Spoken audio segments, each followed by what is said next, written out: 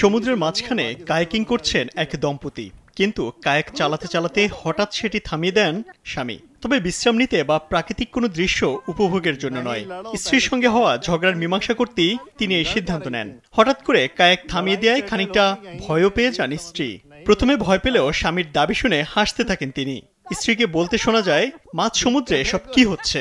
তখন যুবক বলেন, আগে ঝগড়া মিটমাট করতে হবে, এরপর কায়াকিং এ এগোবো।